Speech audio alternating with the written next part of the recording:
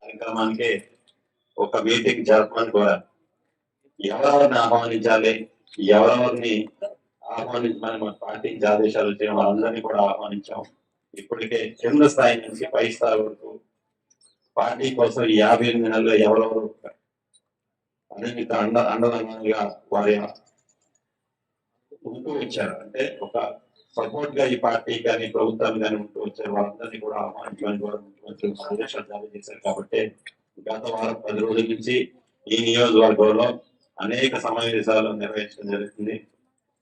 రేపు ఉదయం అంటే రేపు మధ్యాహ్నం ఏలూరులో ఒక భారీ బహిరంగ సభ జరగబోతుంది. కాబట్టి సిద్ధం అనే కార్యక్రమం అంటే మనందరం కూడా ఎన్నికలకు సిద్ధం అవబోతున్నాం అని తెలపడానికి ఈ కార్యక్రమం మనందరికీ కూడా గౌరవ ముఖ్యమంత్రి గారు దిశానిర్దేశం చేయబోతున్నారు. కాబట్టి ఇక్కడ ప్రతి ఒక్కరు సీనియర్ నాయకులు, కార్యకర్తలు, అభిమానులు, వాలంటీర్లు అందరూ కూడా ఈ యొక్క కార్యక్రమంలో పాల్గొని ఈ యొక్క కార్యక్రమాన్ని జయప్రదం చేయాల్సిందిగా కోరుకుంటూ సెలవు తీసుకుంటాం.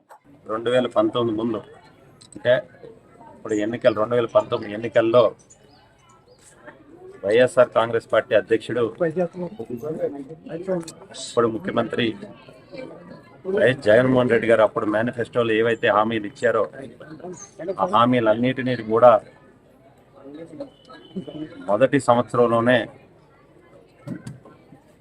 95% హామీలని పూర్తిగా అమలు చేసిన ఈ రాష్ట్రంలోనే ఈ దేశంలోనే ఏకైక వ్యక్తి ఈ రాష్ట్ర ముఖ్యమంత్రి వర్యులు వైఎస్ జగన్మోహన్ రెడ్డి గారు.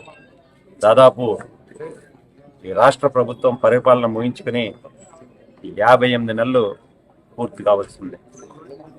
మరో 2 నెలల్లో మేమందరం కూడా ఎన్నికలు వెళ్ళబోతున్నాం.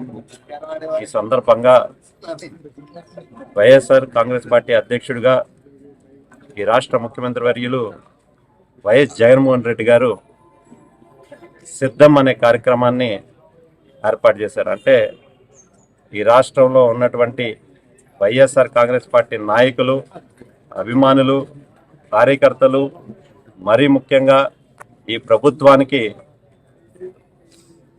ప్రజలకి వారధిగా ఉన్నటువంటి వాలంటీర్లను అందరినీ కూడా ఎన్నికలకు సిద్ధం చేయాలి, వాళ్ళకి దిశానిర్దేశం చేయాలనే ఉద్దేశంలో భాగంగా సిద్ధం అనే కార్యక్రమానికి భారీ ఎత్తున 56 నియోజకవర్గాలకు సంబంధించిన కార్యక్రమం ఏలూరులో జరగబోతుంది రేపు మధ్యాహ్నం నుంచి.